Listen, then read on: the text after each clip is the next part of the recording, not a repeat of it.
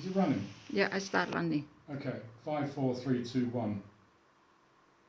This is the DSO 2D15, brand new from HANTEK. It's only been here 2 days.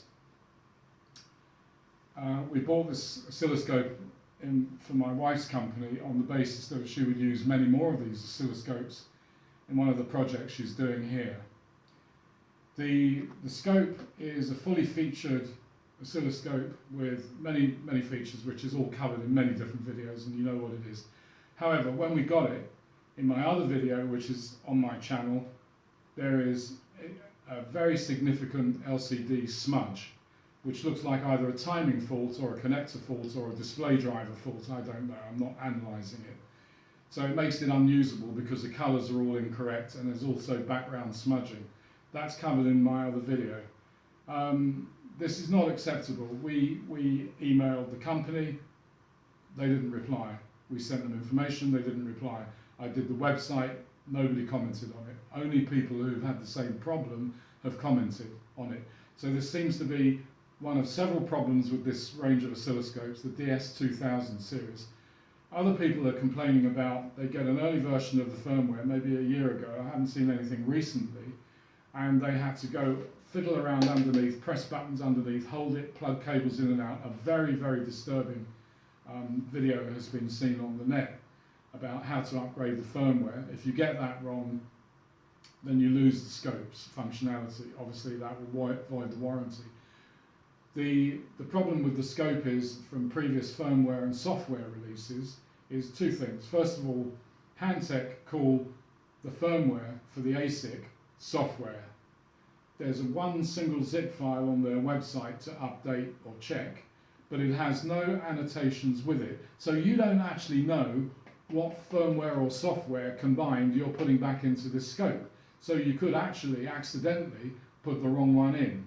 So on enterprise servers, which are covered by Hewlett-Packard and people like that, enterprise servers have complete back history of all the changes and revisions that they've made. So you can double check.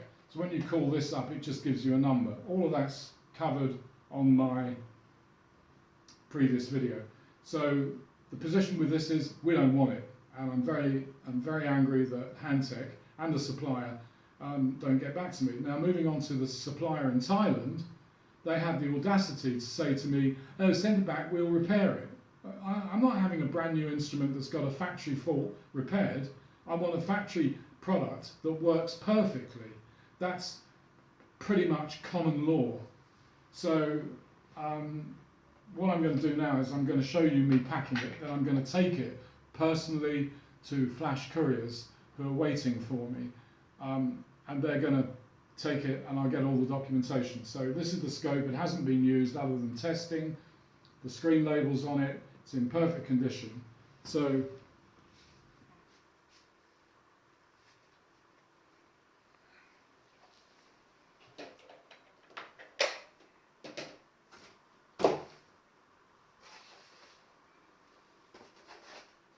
on camera now, I'm going to pack it and put it in the box. So with a little bit of fiddling, see which way round it goes.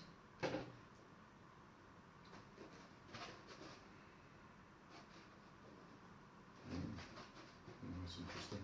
So it's like that, and the scope goes on here. So.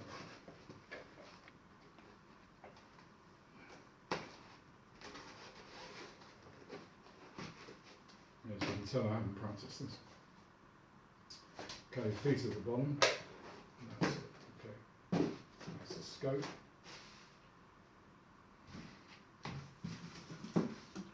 Okay, the warranty card, I've registered it at the factory, so the serial number is registered at the factory.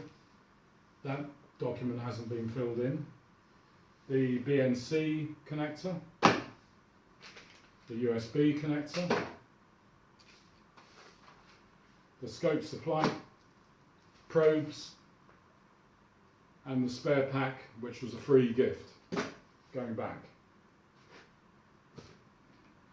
I'll now put this in the box.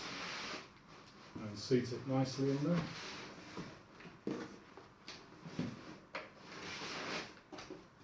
Close the box. I'll just put a temporary stick on it. That should be fine.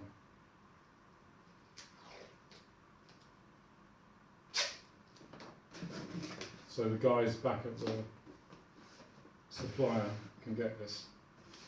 I'll put the plastic bag in there. There's a copy of the return label with our return data on it. This is going back by Flash Express. And here is the shipping return information from our company. That's going in there. Give them something to think about. And, yes, I missed these two things out. I won't put them actually with the scope, I'll put them on the side. There's the BNC connector, and there's the power cord.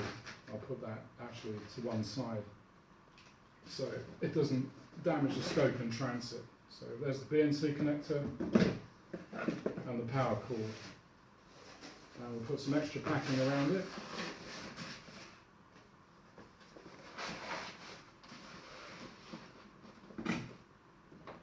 Some extra spare packing to squidge it in a bit. Right, so that's the evidence of sending back the entire product. I won't do it on camera, but I'll be taping this up. That's probably will. All this will be taped up with black duct tape, and this is going to be taken back to Flash, and then Flash will send it back to the supplier. So to summarise, I'm not happy that HANTEK can put out into the market a scope that obviously hasn't been double checked in the factory. There's one sequence in the factory that they didn't do. It's either burn-in and soak test, but somebody has missed the LCD problem, and this is the second time it's happened, so that I can see so far with the scopes. Maybe more people are going to communicate with me and tell me that they've had the same problem. So the DSO 2000 series, although they're very good scopes compared to the competitors' brands, they're not looking like a product that you can safely buy in quantity and then give to your clients. So I'm advising my wife's company not to purchase any more of these devices until I have assurances from HANTEK that they're going to cover all these faults and they're going to do something about their terrible website support and lack of support.